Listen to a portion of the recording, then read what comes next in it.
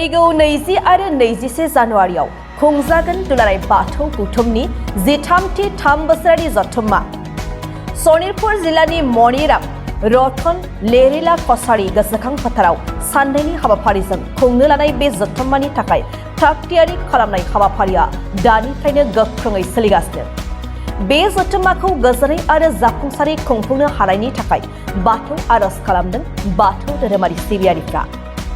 दिनै हाग्राजुलि बियाब बाथौ गौथुमजों लोगोसे दुलाराय बाथौ गौथुम लाइमोन आफादा खुंजानो गोनां दुलाराय बाथौ गौथुमनि 13थि 3 बोसोरारि जथुम्माया जाहाथे मोजाङै मोजां खुंफुं जायो बेनि थाखाय खौसेयै आरज खालामदों।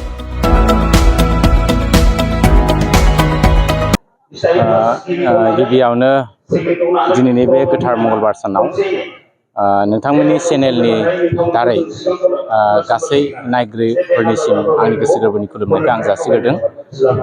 दिनै जोङो बेयावहाय हग्राजुलि बियाब दुलाराय बाथौ गौथुम बे सिबिसालियाव जोङो दुलाराय बाथौ गौथुम लाइमोन आफादनि जानानै आरो सनितपुर जिल्ला दुलाराय बाथौ माइनाव आफादनि जानानै जोंनि दुलाराय बाथौ गौथुमनि बिथोन बायदियै जोंनि दुलाराय बाथौ गौथुमनि 13थि 3 बोसोरारि जथुम्मा आरो जोंनि सनितपुर जिल्लानि जि कनफारेन्सनि थाखाय जोंहा थेलामारायाव जानो गोनां बे हाबाफारि दङ। बे हाबाफारियाव जोङो जोंनि गेवलां मेलनि एबा जोबथि साननि बे हाबाफारियाव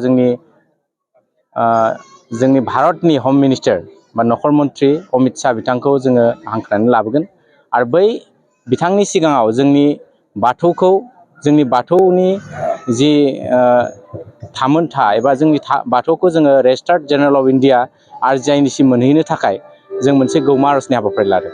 बे गौमा आरजनि हाबाफारियाव जोङो जोंनि बाथौ आरज नाजावदो आफाखौ जोङो थि खालामना लानाय जादों आरो बे नाजावदो आफाखौ जोङो एखे सुरजों एखे दामनाय देनायजों मोजां देंखोयैनो जों बोरै बारहोहरनो आरो रेजिस्टार्ड जेनेरेल अफ इन्डियानिसिम जों बोरै मोनहैहोनो हानो बेखौ असिला लानानै जों दिनै मोनफ्रोमबो बियाबफ्राव जों हाबाफारि लादों आरो दिनै जोङो क'क्राझारि बियाब आरो एसे आवगायाव जोङो बेलस्रि बियाबावबो जोङो बे हाबाफारिखौ लानानै फैदों आरो जोंहा दायो बाखि दंबावो जोंनि जिल्लानि सिङावनो थानाय राङापारा आनसलिक आरो खैलाजुलि आनसलिक आरो बिदिनो जोंहा ढेकियाजुलि आरो दिंखियाजुलि आनसलिक बेफोरबायदि आनसलिकफ्रावबो जों बे हाबाफारिखौ लाबावनाय जागोन।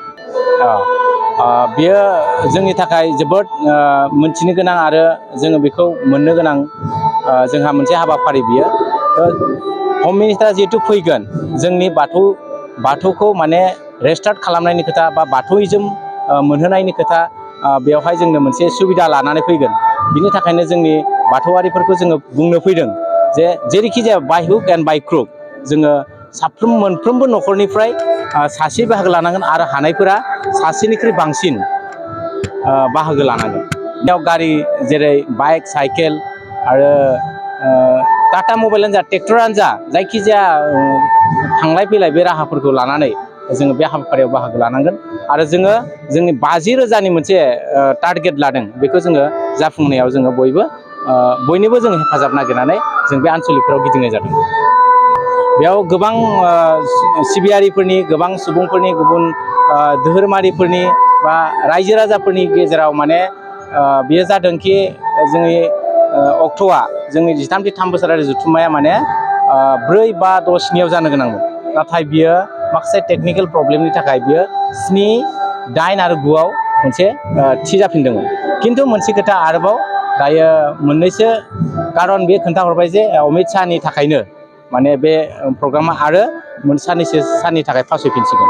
बेवहाय गोबां मानसिफोरा बेवहाय दुरबल जादों गोसोआ माने बादों माने नार्भास जादों। दा बिथांनिफ्राय जि जोङो तारिखखौ थिग मोनोब्ला जों रायजोफोरनो आरो फोसावफिननायनि मोनसे राहाखौ जों लागोन आरो जों बुंदों आरो हास्थायदों आरो खावलायगोन जे रावबो रायजो राजायानो बेवहाय हताश जानो गोनां गैया आरो दुरबल जानो नाङा आरो गोसोखौ बायग्लिहोनो नाङा। मानो होनब्ला जों जोंनि थांखिखौ जों जेब्लाबो जाफुंहोथारनांगोन। बे डेटआ माला? बे डेटनि थाखाय मैया जोंनि डिस्ट्रिक्टआव मोनसे केबिनेट मिटिं जादोंमोन आरो बे केबिनेट मिटिंनि गेजेरजों जोङो मिथिनाय बायदिब्ला माने 24 तारिख माने नैबे जानुवारिनि 24 तारिखनि उनथिंजाय थांनाय नङा। बे 24 तारिखनि गेजेरावनो जागोन।